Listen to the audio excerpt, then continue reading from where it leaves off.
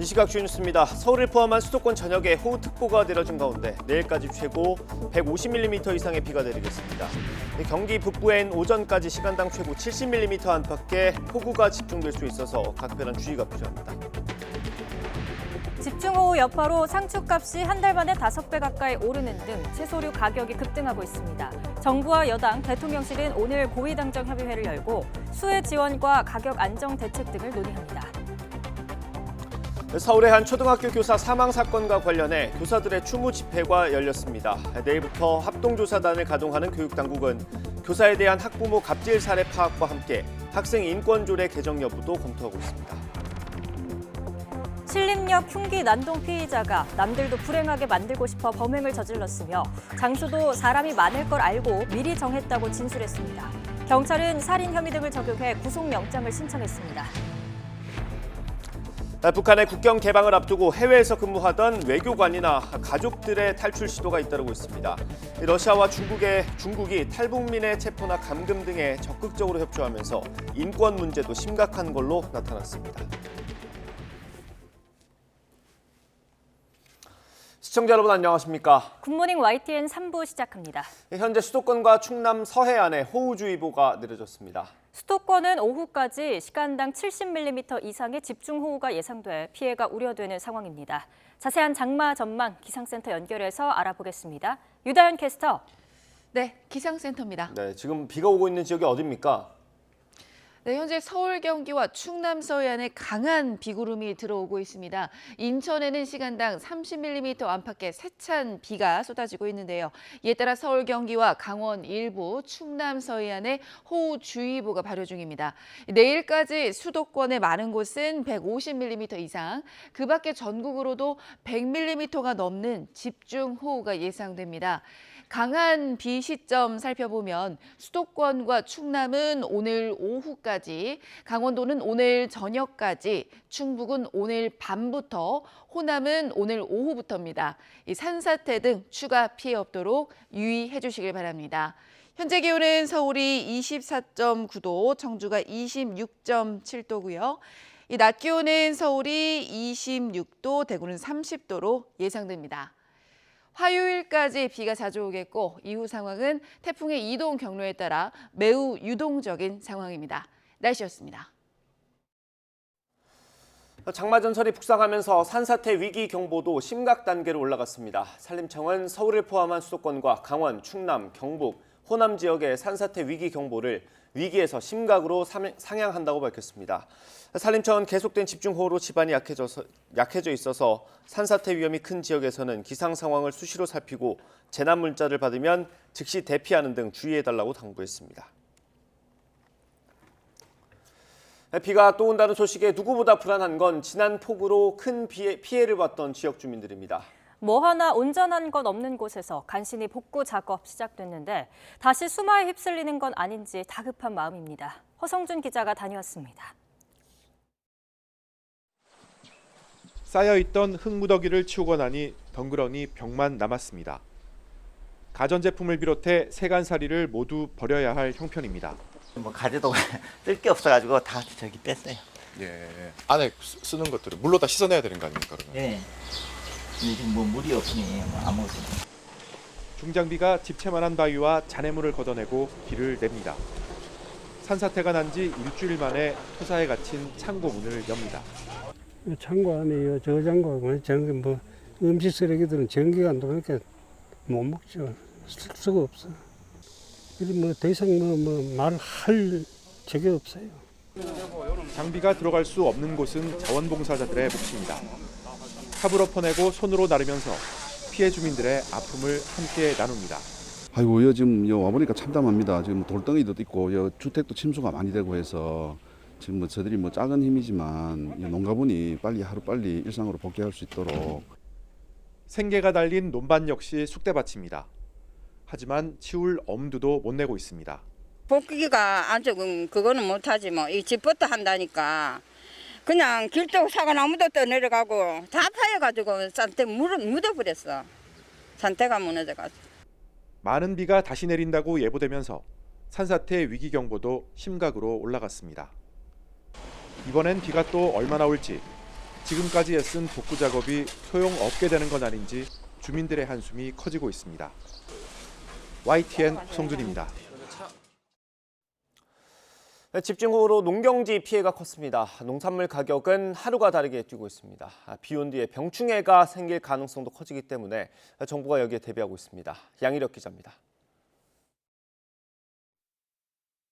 이번에 물폭탄이 휩쓸고 간 곳 중 하나인 충남 논산은 상추의 주 재배지로 꼽힙니다. 상추는 신선 채소라 수입이 어려운 데다 다시 재배하기까지 20일 넘게 걸립니다. 당분간 가격 인상 직격탄을 피하기 어렵다는 얘기입니다. 실제 청상추의 도매 가격은 4kg 기준 9만 원을 넘어섰습니다. 한 달 전과 비교하면 무려 4.7배 껑충 뛰었습니다. 오이는 3.5배, 시금치는 3.1배, 한 달 만에 가격이 치솟았습니다. 배추도 걱정입니다. 여름 배추를 기르는 강원도 고랭지에 집중호우로 작황이 나빠지지 않을까 우려가 큽니다. 잦은 비가 자칫 병충해를 불러 가격에 영향을 주지 않을까도 걱정입니다. 다만 이제 무름병이 걱정인데 그건 지금 이렇게 보는 것처럼 농업인들께서 적극적으로 지금 공동 방지하고 있으니까 일단은 배추는 걱정 안 해도 됩니다. 현재까지는. 정부는 집중호우 등 이상기후로 작황이 나빠질 경우에 대비해 봄배추 10,000톤, 봄무 6,000톤을 비축해뒀습니다.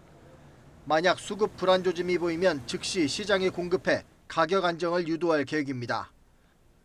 또 집중호우로 가격이 급상승한 상추와 시금치 등을 할인 지원 품목으로 선정해 물가 부담 완화도 지원합니다. YTN 양일혁입니다. 요즘 한창 수확하고 있는 복숭아 농가들은 이번에 걱정이 많습니다. 꽃이 피는 봄에는 날이 너무 추웠고 최근엔 비바람에 낙과 피해까지 당했기 때문입니다. 김범한 기자가 보도합니다. 전라남도에서 복숭아가 많이 나오는 고장 가운데 한 곳입니다. 과수원으로 들어가자 다 익은 채 떨어진 복숭아가 수두룩합니다. 이미 썩은 냄새에도 코를 찌릅니다. 이렇게까지 긴 시간 동안 장마가 계속되다 보니까 낙과는 지금 현재 보는 상태대로 한 35% 낙과가 됐어요. 그나마 나무에 열려있는 복숭아도 절반 정도는 내다 팔 수 없는 지경입니다. 이게 보면은 다 정상액 같은데 이렇게 되잖아요. 하지만 떨어지지 않은 복숭아는 피해 보상 대상도 아니고 어쩔 수 없이 천재지변으로 보험금을 받으면 이듬해 보험료가 할증되는 것도 농민의 부담입니다. 지금의 농작물 보험제도가 과연 농민을 위한 것인지 아니면 보험사를 위한 것인지 의구심을 제기하면서도 늘어나는 자연재해에 대한 유일한 정부 대책이기 때문에 제도 개선만을 간절히 바라고 있는 실정입니다. 올해 초에 문을 연 농협 하나로마트 앞마당에 직거래 장터가 마련됐습니다. 특히 낙과 피해로 실이 젖어 있는 복숭아 재배 농민을 돕기 위한 자리입니다. 낙과된 복숭아를 보면 좀 안타깝긴 하죠. 네, 근데 걱정하면서 왔는데 여기에 이렇게 훌륭한 복숭아가 있어서 네, 가격도 뭐 비교적 저렴한 편이라서 네, 나쁘지 않게 잘 이용하고 있습니다. 복숭아는 사과나 배와 달리 저장성이 약해서 떨어지면 이내 물러져 내다 팔 수 없게 됩니다. 봄에 꽃이 필 때 냉해를 입은 데다 계속된 비로 당도가 떨어지는 등 복숭아 농민들이 삼중고를 겪자 농협이 소매를 걷고 나선 겁니다. 냉해로 30% 정도 착과가 됐습니다만은 긴 장마로 해서 당도라든가 낙과가 심합니다. 그래서 저희 농협에서는 못난이 복숭아를 우리 직거래 장터를 통해서 소비자들한테 공급하고 있습니다. 많이 오셔서 저렴하게 복숭아를 구입해 주시면 좋겠습니다. 전남 화순 지역의 복숭아 낙과율은 40% 정도. 한 해 농사를 망치다시피 한 복숭아 재배 농민들은 수확의 기쁨을 만끽하기는커녕 무심한 하늘만 쳐다보고 있습니다. YTN 김범환입니다. 정치권은 뒤늦게 수해 방지 법안을 처리하겠다고 나서고 있습니다. 하지만 21대 국회 출범 이후 관심 밖에 있던 관련 법안만 20건이 넘어서 뒷북 대응이라는 비판까지 피하기는 어려워 보입니다. 조성호 기자입니다. 신속한 피해 복구와 재발 방지 대책 마련에 대한 국민적 요구에 정치권도 팔을 걷어붙였습니다. 국회에 계류된 법안을 중심으로 우선 처리에 속도를 내기로 했습니다. 국민 안전과 민생에 관련된 법안은 어떠한 경우에도 우선 처리하는 의회 문화를 견고히 세워야 합니다. 여야 의원들이 발의한 도시 침수와 하천 범람 방지 대책 법안이 많이 있습니다. 우선 이 법안들을 신속하게 심의해서 실제로 지난 2020년 21대 국회 출범 이후 발의된 수해 대책 관련 법안은 줄잡아 20여 건. 하천 범람과 도심 침수 방지 방안 등을 담은 대책 등이 아직 국회 문턱을 넘지 못했습니다. 도시 하천 유역 침수 피해 방지 계획을 10년마다 환경부가 세우도록 한 법안과 지하 주차장 등의 침수 방지 시설을 의무적으로 설치하도록 한 법안 등이 대표적입니다. 14명이 목숨을 잃은 오송 지하차도 참사 이후 당국의 재난관리 책임을 강화한 법안도 마찬가지입니다.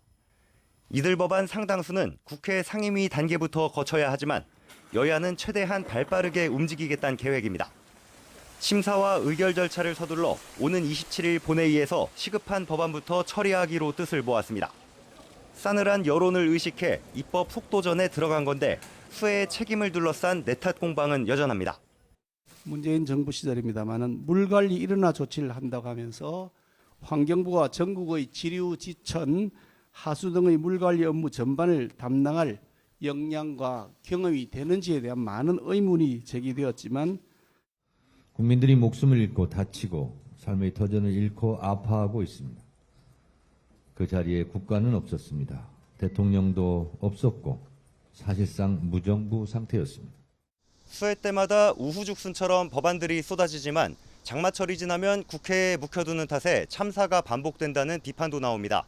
소 잃고 외양간 고치는 뒷북 대응 구태를 이제는 버려야 한다는 목소리가 적지 않습니다. YTN 조성호입니다.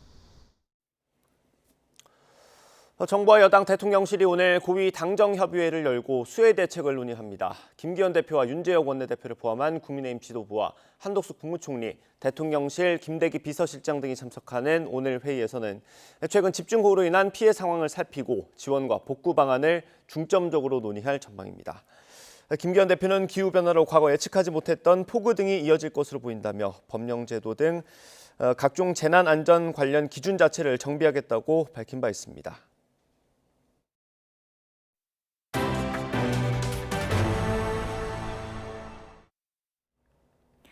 신림동 묻지마 흉기난동 피의자가 범행 동기와 관련해서 남들도 불행하게 만들고 싶었다고 진술한 것으로 파악됐습니다.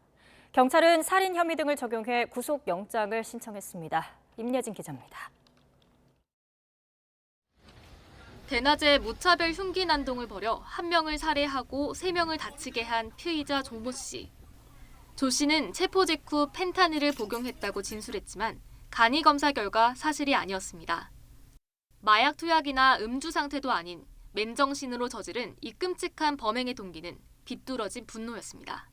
조 씨는 경찰 조사에서 나는 불행하게 사는데 남들도 불행하게 만들고 싶었고 분노에 가득 차 범행했다는 취지로 진술했습니다. 신림역 인근에서 범행한 것도 이곳이 사람이 많은 걸 알고 미리 정했다는 겁니다. 사망 피해자를 추모하는 행렬도 계속됐습니다. 사건이 벌어진 현장 유리벽에는 시민들의 안타까운 마음이 고스란히 담긴 포스트잇이 빼곡히 붙어 있습니다. 시민들은 평일 대낮 서울 한복판에서 벌어진 묻지마 흉기 난동에 대한 충격과 불안감을 감추지 못했습니다. 불안하고 무섭죠. 끔찍하고. 자식을 이렇게 키우는 입장에서 특히 이런 유흥가나 이런 데 쪽에서는 언제 이런 일이 일어날 줄 모르니까. 하늘에서는 편히 쉬시라고 썼어요. 친구들이랑 자주 오가던 데라 가지고 되게 길거리 다니기 무섭고 되게 제가 피해자가 될 수도 있는 그런 상황인 거라서. 현장에는 한동훈 법무부 장관도 예고 없이 찾아 재발 방지 대책과 사이코패스 관리 감독 방안을 고민하겠다고 밝혔습니다. 대비하기 어려운 사이코패스 범죄에 대한 대책을 세우고 예방하는 것도 국가의 책임이라고 생각합니다. 책임감을 느끼고 정부 강요한 사람으로서 송구하다는 말씀드립니다. 경찰은 살인 혐의 등을 적용해 조 씨에 대한 구속영장을 신청했습니다. YTN 임혜진입니다. 전국 곳곳에서 정체를 알 수 없는 국제 우편물이 배달되고 있습니다. 관련 112 신고만 벌써 1,600건 넘게 접수됐는데요. 위험한 물질이 들어있을 수도 있어 발견 시 절대 개봉하면 안 됩니다. 경찰은 우편물이 어디서 오는지, 어떤 물질이 들어있는 건지 파악하기 위해 본격적인 수사에 나섰습니다. 권준수 기자입니다. 무게는 고작 35g, 값어치는 미화 1달러로 적혀있는 노란색 우편물입니다. 배송이 시작된 곳은 타이완으로 적혀있는데 송장번호 옆에는 영어로 untracked, 운송장 조회가 불가능하다고 나와 있습니다. 이 같은 우편물은 최근 전국 곳곳에 배송되고 있는데 독극물과 유해가스가 들어있다는 의심을 받고 있습니다. 이번에 발견된 사례는 지속되지 않는 일반 우편물이에요. 추적하기 좀 어렵죠. 이런 우편물은 대부분 중국에서 발송돼 타이완을 거쳐 국내로 들어오고 있는 상황입니다. 비닐로 이중 포장된 경우가 많다는 게 특징입니다. 경찰에 신고된 정체불명 우편물은 하루하고 반나절 만에 1,600건을 넘어섰습니다. 경찰과 소방당국은 현장에 출동해 의심쩍은 우편물을 모두 거두고 있습니다. 무엇보다 이 우편물들은 해외 온라인 쇼핑몰에서 실적을 높이기 위해 아무에게나 물건을 발송하는 브러싱 스캠 범죄로 추정됩니다. 개인정보 해킹해가지고 거기다 이렇게 송장번호 얻으면은 판매 후기 쓸 수 있고 그러면은 물건 잘 팔리고 실적도 올라가잖아요. 각 지자체에서도 본인이 주문하지 않은 국제 우편물이 있다면 절대 열지 말고 112나 119에 신고하라는 긴급 문자를 발송하고 있습니다. 현재까지는 안에 내용물이 아예 없거나 쓰레기나 화장품 샘플 같은 게 들어있는 것으로 확인됐습니다. 하지만 일부 지역에서 해외에서 배송된 우편물을 개봉했다가 어지럼증을 호소하며 병원으로 이송된 사례도 발생해 유해 물질이 들어있을 가능성을 완전히 배제할 수는 없습니다. 경찰은 현재까진 유해 물질이 발견된 경우는 없다면서 과거 해외 사례와 신고 내용을 바탕으로 본격적인 수사에 나섰습니다. YTN 권준수입니다. 술에 취한 승객이 택시기사를 마구 때린 사건이 또 발생했습니다. 택시는 고속도로 한복판을 달리고 있었는데 차량 블랙박스에 당시의 아찔한 상황이 고스란히 담겼습니다. 박정현 기자입니다. 깜깜한 새벽 고속도로를 달리는 택시 안, 남성 승객이 돌연 차를 세워달라고 기사에게 요구합니다. 택시기사가 가까운 나들목에서 내려주겠다고 하자 불쑥 몸을 일으키더니 운전석 쪽으로 기울이는 남성. 이후 운전대를 뺏으려는 승객과 지키려는 기사 사이 실랑이가 벌어지고 택시는 차선을 넘나들며 위험한 질주를 이어갑니다. 택시기사는 결국 길 한가운데 차를 세웠는데 손님은 이번엔 차 안에 있던 물건을 닥치는 대로 집어들며 무차별 폭행을 시작합니다. 이 좁은 택시 안에서 뒷좌석 승객의 폭행은 7분 넘게 이어졌습니다. 기사가 가까스로 경찰에 신고한 끝에 승객은 현행범 체포됐습니다. 전치 3주 진단을 받고 열흘 동안 입원해 치료받은 피해 기사는 당시 차량이 고속도로 한복판에 있어서 하마터면 더 큰 사고가 일어날 뻔했다며 가슴을 쓸어내립니다. 계속 세우라는 거예요. 그래서 그건 위험합니다. 그랬더니 갑자기 뒷좌석에서 핸들을 확 트는 겁니다. 그때 진짜 거의 시속 한 100km까지 달리고 있었는데 거의 죽을 뻔했습니다. 사실은. 승객은 경찰 조사에서 술에 취해 저지른 일이라고 진술했고 같은 종류의 범죄 전력이 없는 점 등이 고려돼 불구속 송치됐습니다. 운행 중에 운전자를 폭행하면 5년 이하의 징역 또는 2천만 원 이하의 벌금으로 처벌하도록 하고 있지만 상습범이 아니면 구속되는 경우가 많지 않은 겁니다. 실제로 지난 2019년부터 3년 동안 운전자 폭행은 꾸준히 늘어난 가운데 2021년 입건된 4,259명 가운데 구속된 인원은 32명에 불과합니다. 그러나 운전자 폭행은 자칫 2차 사고로 번질 수 있는 중대한 범죄인 만큼 처벌 수위를 높이고 택시 안 보호격벽 설치도 확대해야 한다는 지적이 제기됩니다. YTN 박정현입니다. 응급실 뺑뺑이 사고가 반복되면서 경증 환자가 응급실에 너무 많이 몰리는 문제부터 해결해야 한다는 목소리가 커지고 있는데요. 경증 환자의 응급실 이용료를 올리거나 119를 유료화해야 한다는 주장 등이 나옵니다. 국민의 인식 개선, 협조도 필수라는 지적이 나옵니다. 신윤정 기자입니다. 감기, 장염, 설사, 열상 등 중증도가 낮은 비응급 환자들로 병원 응급실이 북새통을 이루는 현실은 통계에서도 확인됩니다. 지난해 응급의료기관을 찾은 환자는 769만여 명. 이 가운데 응급이자 중증 환자군인 1에서 3등급은 43%에 그쳤고 감기 등 경증 환자군으로 분류되는 4, 5등급은 53%로 절반을 훌쩍 넘겼습니다. 내 자식, 내 식구만큼은 큰 병원에서 진료를 받아야 된다는 의식이 좀 굉장히 강한 것 같습니다. 또 하나는 실손 의료 보험이라든가 이런 것이 참 잘 돼 있는 나라이다 보니까 실제로 응급실의 문턱이 비용적인 측면에서 굉장히 낮은 게 사실입니다. 이에 따라 정부는 권역 내 최상위 전문 응급의료기관인 권역응급의료센터 진료비의 본인 부담률을 높이는 방안을 검토하고 있습니다. 권역센터라고 큰 종합병원 있지 않습니까? 여기에 이제 경증으로 가는 경우에는 좀 본인 부담을 강화했으면 좋겠다. 건의가 있어서 이것들은 지금 현재 검토하고 있습니다. 현장 응급실 의사들 사이에서는 또 경증 환자의 119 이용을 유료화해서 응급실 이송을 막아야 한다는 주장도 나왔습니다. 그 근본적인 원인은 이것이 무료이기 때문에 어떤 개인적인 이유로 아니면 경증임에도 불구하고 119를 이용했을 때는 외국의 예를 들어서 그런 어떤 일정한 비율의 그런 비용을 매기게 된다면 다만 이 경우 경제적, 사회적 취약계층이 비용 부담에 구급차를 못 부르거나 오히려 돈을 내고 당당하게 구급차를 악용할 우려가 있습니다. 이에 따라 비응급 환자가 야간이나 주말에도 갈 수 있는 응급실 이외의 선택지를 늘리고 어느 정도로 아팠을 때 어떤 병원을 갈 수 있는지를 충분히 알려야 한다는 조언입니다. 하루에 100명, 200명 이런 환자들을 그런 병원에서 잡아주게 된다면 과밀화 해결의 열쇠가 될 수 있다. 바로 이게 이제 어전트 케어 클리닉, 급성기 클리닉이라고 하는 개념이고요.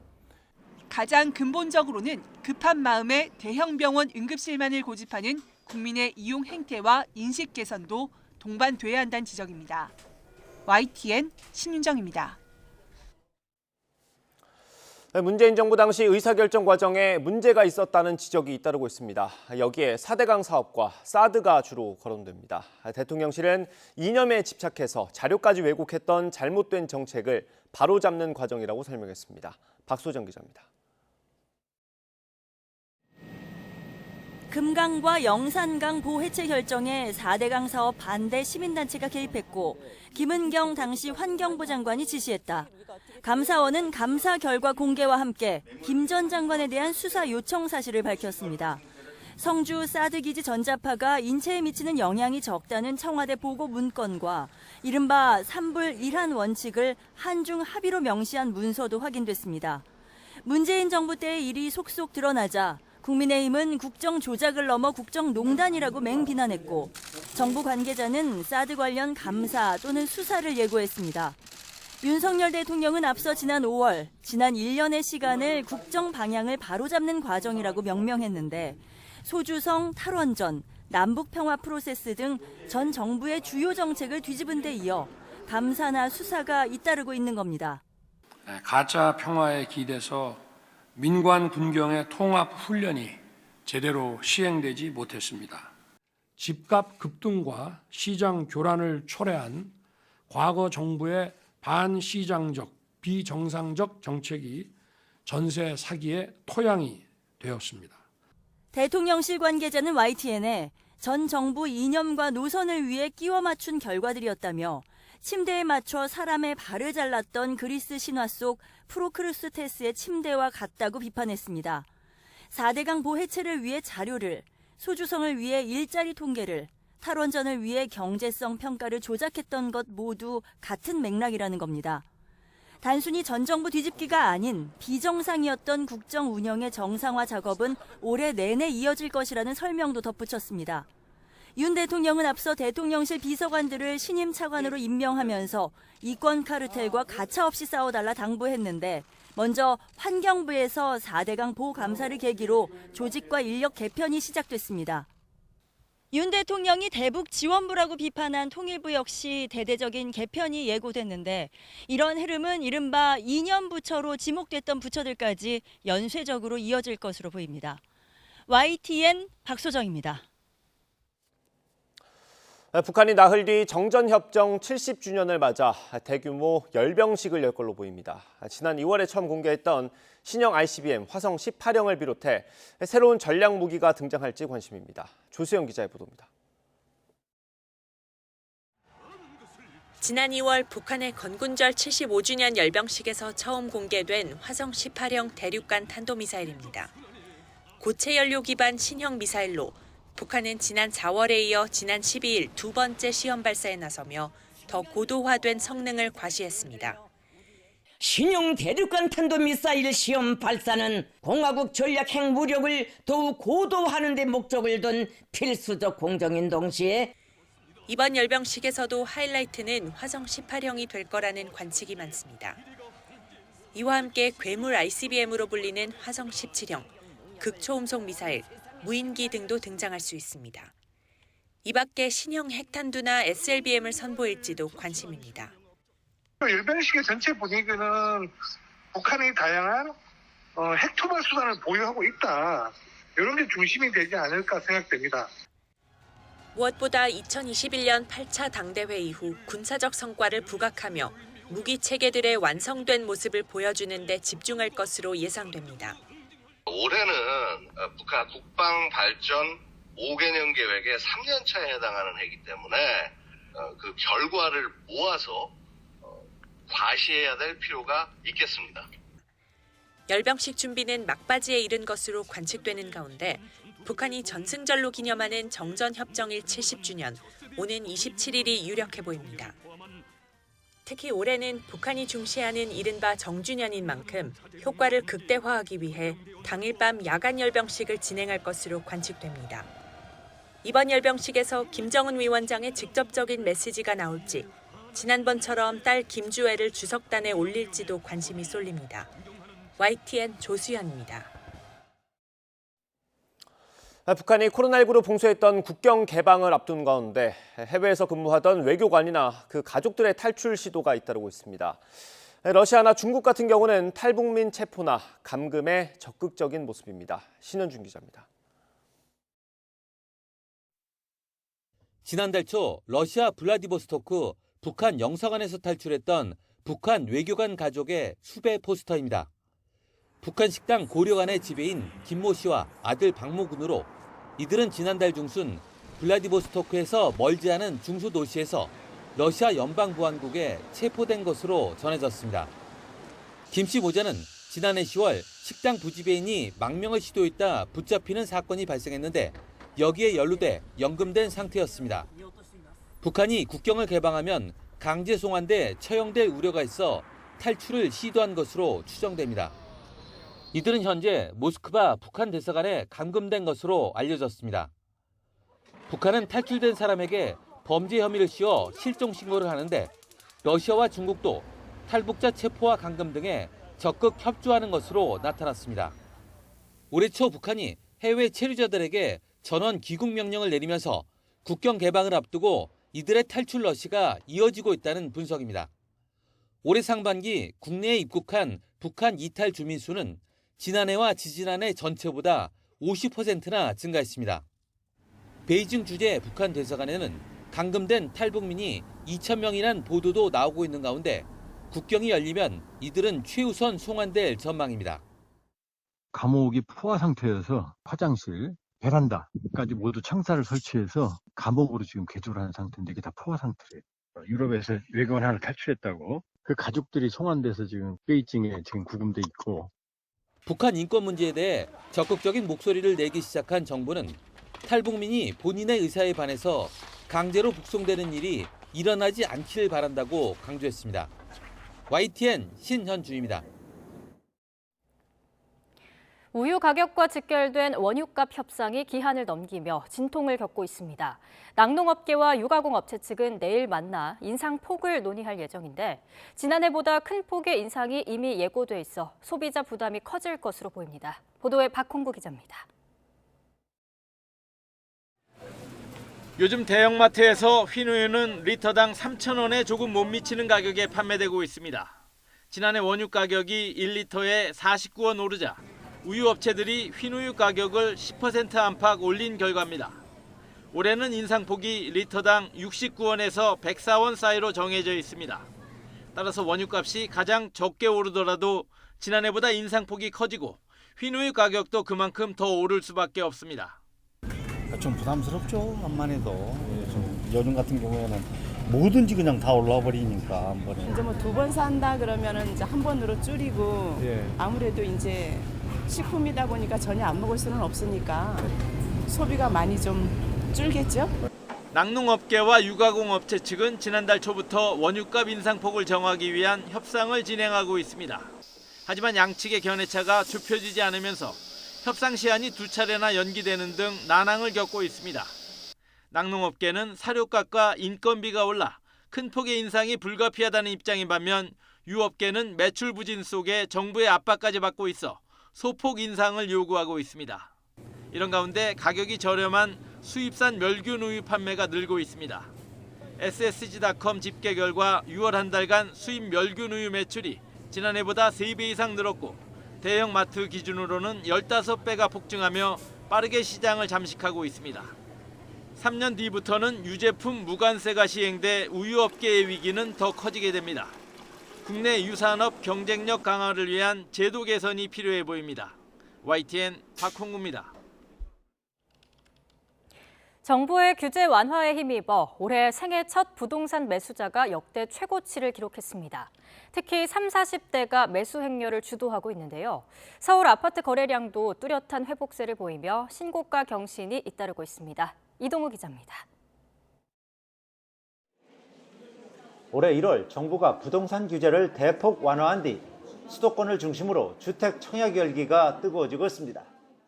이에 따라 올 상반기에 생애 처음으로 아파트 등 집합 건물을 산 사람은 20만 명에 근접하며 역대 최대를 기록했습니다.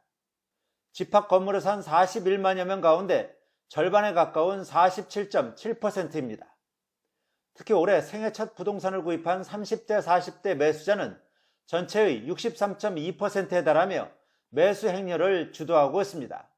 정부의 규제 완화 정책에 따라 매수 심리가 회복되고 청약 시장이 활기를 띠면서 특히 30, 40 세대가 대출을 받아 적극적으로 주택 매수에 나선 것으로 풀이됩니다. 정부는 앞서 생애 최초 주택 구매자에 대한 주택담보대출 비율 LTV 상한을 지역과 주택 가격, 소득에 상관없이 80%로 완화했습니다. 또 대출 한도도 기존 4억 원에서 6억 원으로 확대했으며 12억 원 이하 주택을 매수하는 생애 첫 주택 구매자에겐 소득 기준을 따지지 않고 200만 원 한도로 취득세를 면제했습니다. 이런 가운데 서울 아파트 실거래가 지수가 5개월 연속 오르고 아파트 거래량도 뚜렷한 증가세를 보이고 있습니다.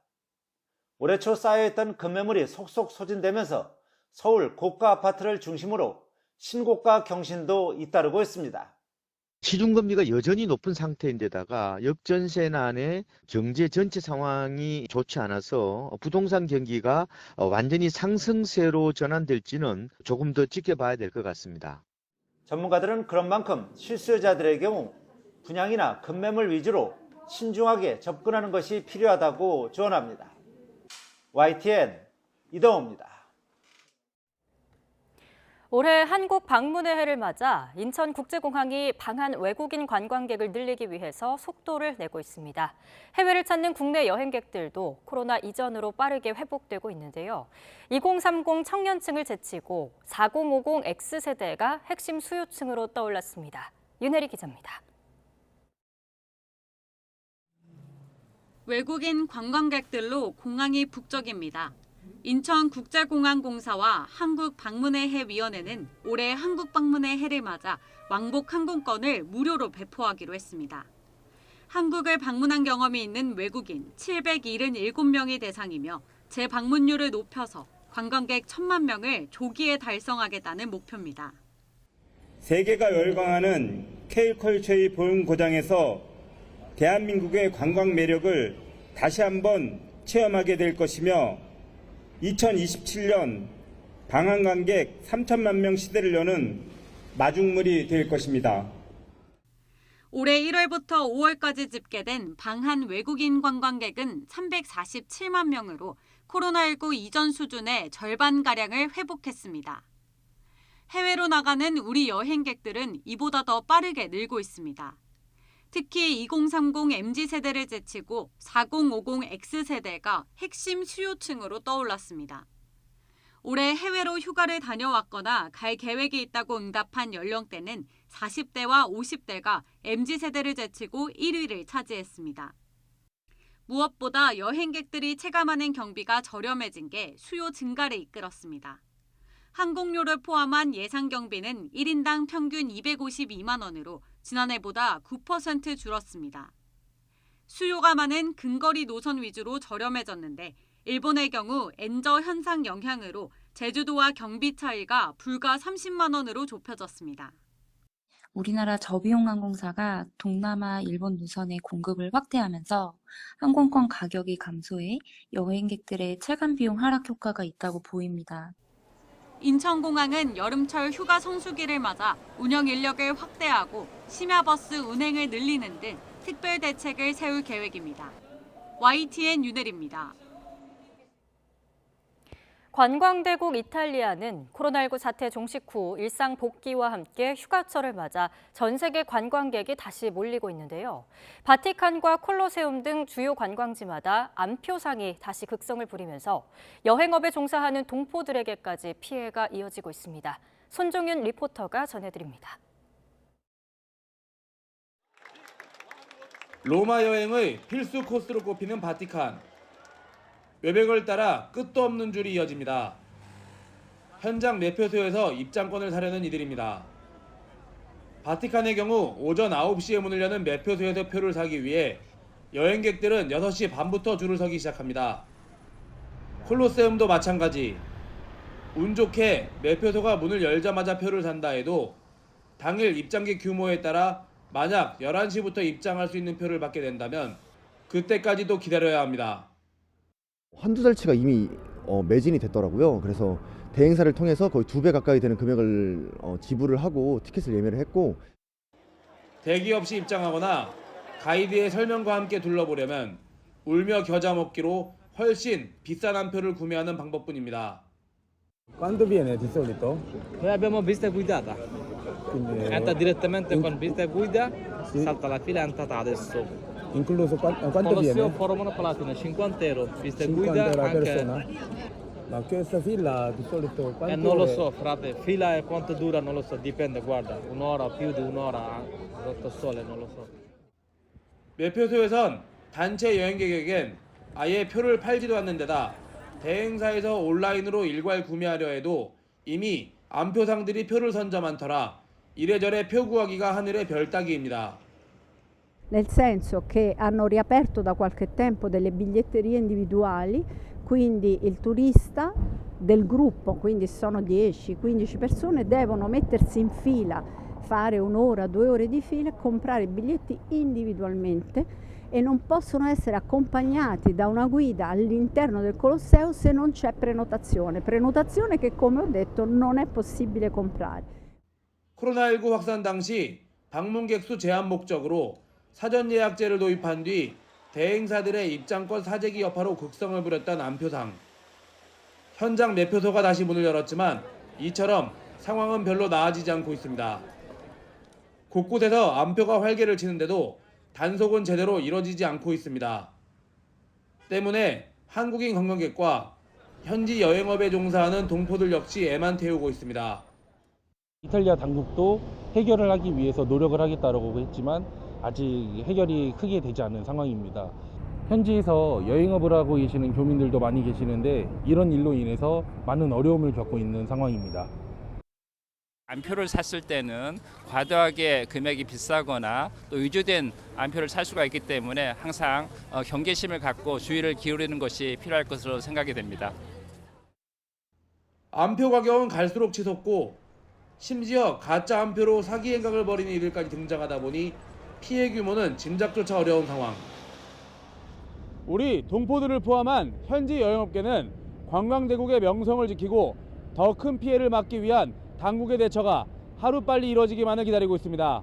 이탈리아 로마에서 YTN 월드 손종윤입니다.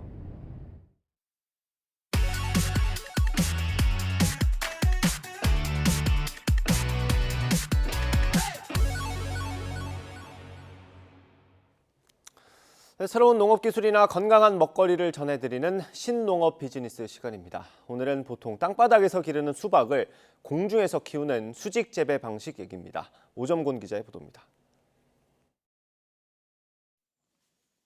여름 과일로 가장 인기가 많은 수박. 수박 재배는 보통 땅에 심고 땅바닥을 타고 자라는 이른바 포복 재배 방식입니다. 그래서 농부 입장에서는 쪼그리고 앉거나 허리를 굽혔다 폈다 해야 하는 여간 힘든 작업이 아닙니다. 그런데 이곳 수박 농장의 풍경은 완전히 다릅니다. 수박이 공중에서, 정확하게는 공중 그물망 위에서 탐스럽게 익어가고 있습니다. 특허 등록까지 돼 있는 이른바 수박 공중 수직 재배 장치. 심는 것 빼고 이후의 모든 일을 서서 합니다. 이거 꼬부리고 앉아서 하니까 여자들은 뭐 그런 대로 하는데 남자들 절대 못해요. 그래서 이거 바꿔야겠다. 그렇게 해서 이제 이렇게 틀을 만든 거죠. 공중 수직 재배를 하다 보니 일하기도 수월하고 노동력도 크게 줄었습니다. 네, 서서 일할 수 있도록 만든 선반, 그러니까 프레임의 높이는 이 허리 정도에 맞췄습니다. 일하기에 가장 편안한 높이라고 합니다. 또한 한 두렁에 한 줄만 심던 수박을 두 줄로 심을 수 있게 돼서 수확량도 1.8배가량 늘었습니다. 수박은 이제 다 익었는데 잎이 50장이 필요해서 땅을 많이 차지해요. 그런데 이제 이거는 공간을 쓰니까 양쪽으로 심을 수 있어서 2배를 심을 수 있다. 그런 얘기. 수박뿐 아니라 요즘 고급 과일로 주목받고 있는 멜론의 한 종류인 하미과도 이 방식으로 키우고 있습니다. 저희 농진어는 농촌 고령화에 따른 일손 부족 상황에서 노동력을 절감하고 생산성을 높일 수 있는 기술이 현장에 보급될 수 있도록 R&D뿐만 아니라 사업화 자금까지 적극 지원하고 있습니다. 앞서 3년 전쯤에 농촌진흥청은 온실 지붕에 플라스틱 그물망을 고정한 뒤에 줄기가 그물을 타고 자라도록 하고 수박은 받침대에 올려놓는 수직 재배 장치를 개발해서 농가에 보급하기도 했습니다. YTN 오점곤입니다. 집안 깊숙한 곳에 오래된 비디오 테이프 소장한 분들이 있으실 겁니다. 특별한 순간을 기록했거나 아니면 기억하고 싶은 추억이 묻어있기 때문일 텐데 청주기록원이 이걸 디지털 파일로 바꿔주는 서비스를 하고 있습니다. HCN 충북방송 남궁형진 기자입니다. 곱게 한복을 입은 가족들의 얼굴엔 웃음이 가득합니다. 30여 년 전까지만 해도 마을 잔치로 여겨졌던 회갑잔치의 모습입니다. 손님 맞이에 여념없는 결혼식 풍경도 재생됩니다. 청주기록원 디지털 변환 서비스로 추억을 되살린 비디오 테이프 속 영상입니다. 화질과 음질은 부족해도 잠시 잊었던 추억을 떠올리고 지금은 만날 수 없는 가족을 영상으로 다시 볼 수 있어 그 의미는 각별합니다. 어머니가 돌아가신 지가 벌써 20년 정도 됐으니까 보면은 엄청 반가울 것 같아요. 그때만 해도 동영상이 별로 없어가지고 어머니를 볼 수가 없었는데 시민 한 명당 최대 2개의 비디오 테이프 영상을 이동식 저장 장치에 담아주는 이 서비스는 청주 기록관을 방문하면 신청할 수 있습니다. 시행 첫날인 지난 10일에만 서비스 목표 수인 500개의 절반에 가까운 243개가 접수될 만큼 호응을 얻고 있습니다. 이제 오시면은 생생한 어떤 감정들, 그런 반응들을 현장에서 볼 수가 있는데 아무래도 굉장히 되게 설레하면서 오시는 분들이 굉장히 많거든요. 지난해 말 시범 서비스를 시행한 청주기록원은 상시 서비스를 추진하고 있습니다. HCN 뉴스 남궁형진입니다.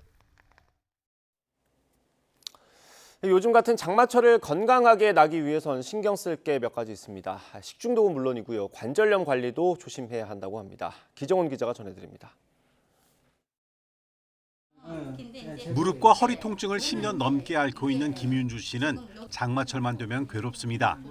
잦은 비로 통증이 심해지면 일주일에 한 번은 한방병원을 찾아 침을 맞습니다. 장마철이나 이제 만약에 내일 비가 올 것 같아 이렇게 하면 이게 쿡쿡쿡 쑤시잖아요. 허리는 이렇게 짓누르는 것 같이 아파요.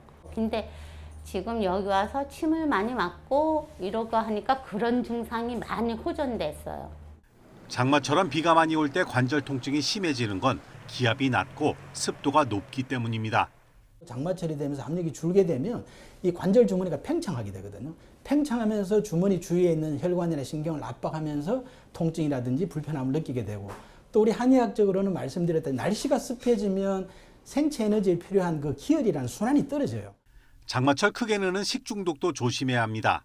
살모넬라균, 포도상구균 등 식중독을 일으키는 세균은 모두 습도 높은 장마철에 잘 번식합니다. 식중독을 예방하려면 손을 30초 이상 잘 씻고 음식은 중심온도 75도 이상에서 1분 이상 익혀 먹어야 합니다. 특히 닭이나 달걀을 만진 뒤 다른 음식 재료를 만져서 오염되는 교차 오염을 조심해야 합니다. 덥고 습한 날씨에 에어컨을 지나치게 트는 것도 체온을 떨어뜨려 건강을 해칠 수 있습니다. 체온이 1도 떨어지면 면역력은 30%나 낮아지고 반대로 체온이 1도 정도 올라가게 되면 면역력은 5배나 높아진다고 합니다. 그래서 체온을 올리는 음식이나 생활 습관이 장마철 장의 면역 부담을 줄여주고 또 우리 몸에 도움이 될 수 있습니다. 체온을 올리는 음식으론 과일이나 견과류, 마늘과 파, 새우, 식초 등이 좋습니다. 목욕이나 반신욕도 좋은데 뜨겁거나 찬물보다는 미지근한 물이 부교감 신경을 활성화시키고 심박동을 적절하게 통제해줘서 좋습니다. 또 땀을 많이 흘려 몸에 수분이 부족하면 만성염증이나 피로가 악화하기 때문에 하루 2리터 이상 물을 충분히 마셔줘야 합니다. YTN 기정훈입니다. 캐나다 동부 대서양 연안에서 52년 만에 기록적 폭우로 주민들이 긴급 대피하고 대규모 정전 사태가 벌어졌습니다. 로이터 통신은 캐나다 노바스코샤주 동부 지역에 전날부터 22일 오전 8시까지 200mm가 넘는 비가 쏟아졌다고 전했습니다. 노바스코샤주 최대 도시인 헬리팩스는 트위터를 통해 긴급 상황임을 공지하며 도로와 인프라에 심각한 피해가 발생했다고 전했습니다. 캐나다 공영방송 CBC의 기상 전문가 라이언 스노더는 헬리팩스에 1971년 허리케인 베스 이후 가장 많은 비가 내렸다고 말했습니다.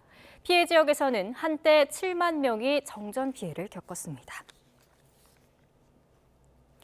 올해 백두산, 중국명 창바이산을 찾은 관광객이 100만 명을 넘어서 코로나19 이전인 2019년을 웃돌았습니다.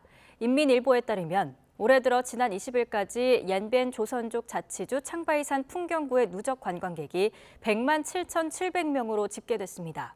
올해 방역 완화에도 불구하고 경제 회복이 더디고 소비 심리가 위축되면서 올해 상반기 중국 내 관광객이 코로나19 이전 수준을 회복하지 못한 것과 대조를 이룹니다. 중국 문화관광부에 따르면 올해 상반기 중국 내 관광객은 23억 8천만 명으로 지난해 같은 기간보다 64% 증가했지만 2019년 상반기 30억 8천만 명의 77% 수준에 그쳤습니다. 올해 유례없는 폭염으로 인접한 동북 지역이나 베이징 등 북방 지역은 물론 남방의 피서객들도 창바이산을 찾고 있다고 현지 매체들은 전했습니다. 현지 시간 22일 방글라데시 남부 잘로카티 지역에서 도로를 달리던 버스가 연못에 추락해 적어도 17명이 숨지고 45명이 다쳤다고 AP통신이 보도했습니다.